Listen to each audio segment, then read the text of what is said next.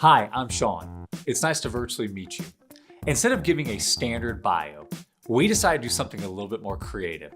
So I'm here with my family. This is my wife, Jen, and our dog, Rudy. We're gonna do this video interview style.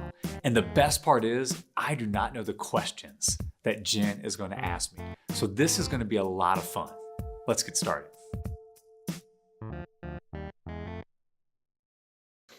Okay, question number 1. If you had to give one piece of advice to a young leader wanting to grow and develop, what would it be? I think the one advice that I would give is you need to know yourself. You need to take the time to learn about yourself, to get feedback from mentors and friends so that you know your strengths and you know your weaknesses. And the reason why I would say that is because if you know your strengths, these things that you do well, because you do have them, you have things that you do better than most people on this earth, you can capitalize on those and refine those, and they're going to give you the best return on your investment. And then if you know your weaknesses, what you can do is you can work hard to get them to just to par, just to average, so they don't distract from your strengths that are going there. So that's probably the advice that I would give them. Yeah, that's great. Question number 2. What is the best book on leadership you've ever read? You know what? I'm going to give you a couple. Like when I think about the books that have influenced my life, I can think of 3. Okay. There's a book, Spiritual Leadership by Stan Sanders, which was just an unbelievable book. Of course, the famous 7 Habits of Highly Effective People by Stephen Covey. And then finally, I'd probably say 21 Irrefutable Laws of Leadership by John Maxwell. When I think about the books that I quote the most, I think it's those 3 that I quote the most. So those probably had the most influence in my life. Yeah, that's great. Question number 3. For this year, what is your main focus? Ooh, for this year, what is my main focus? Well, this website that we're filming right now is, but I would say that I want to make the best use of time. I really do. When I'm spending time with people, when I'm spending time with family, I want to be all there, right? I want to be present in those moments. When I'm driving in my car, I want to be intentional, whether it's calling up a friend or something I've been doing is listen to an audiobook, right? To kind of help learn and do some more self-development. So that's probably one of my biggest focuses is how do I make the best use of time and be intentional at that time? Absolutely. Question number 4. It's important for every leader to take time to recharge and relax. What is your favorite way to relax? Yeah, these are really good questions. Thank you. I think a couple things that I do that you know about. One is taking the dog for a walk. This is one of the best times for me. You know, leadership can be stressful at times. I think there's times that you need to process.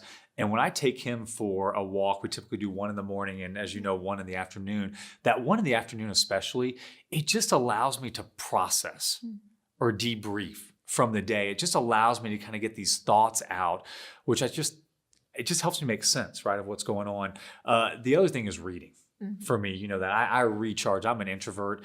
And so to be able just to kind of sit down and learn from another book, that's what helps me recharge. And I think that's a great question because as leaders, we all have to find what those are. What's your walk? What's your book? What are those avenues that are going to help you recharge so that you can be the best version of yourself for the people that you're around, whether it's your family or your coworkers? Yeah, that's great. Last question. Tell everyone, are you an introvert or an extrovert?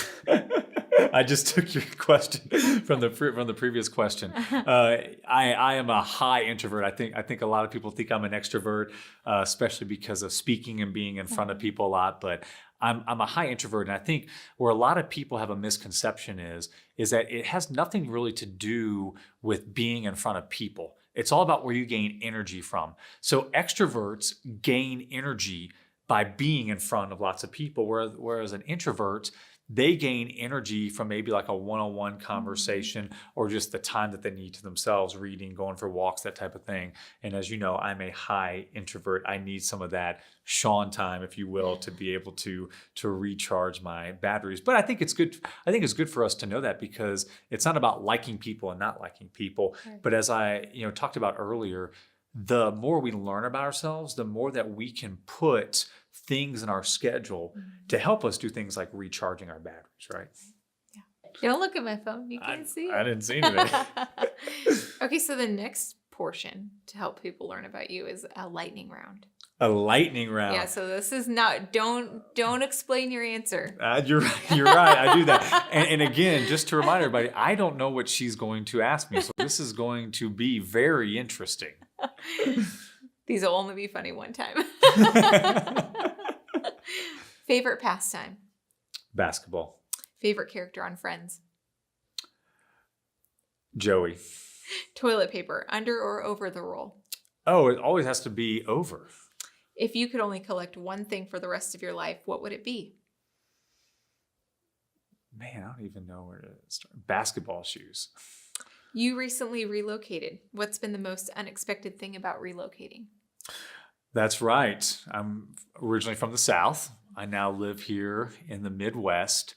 I mean, for sure, the weather. Yeah. Getting used to winters. Yeah. And the fact that there's snow on the ground for like weeks at a time, that never happens in the South. That's true. Mountains or beach? Beach. Road trip or take a plane? Depends on how far, but probably plane. It's more efficient. Cats or dogs? Oh, easily dogs. That's an easy question. That's right. I don't think Rudy's in the shot anymore, but That's right. he is down here. S'mores. What do they have in them? Okay. I'm going to prep this for everybody. My wife and I, we just have a difference on opinion on s'mores. My favorite s'more, you can call it a Shawn s'more if you would like. It's graham crackers and chocolate. That's it. That's all you need. No mallow. The end. It's a Shawn s'more. Good job to you too. That's all I have.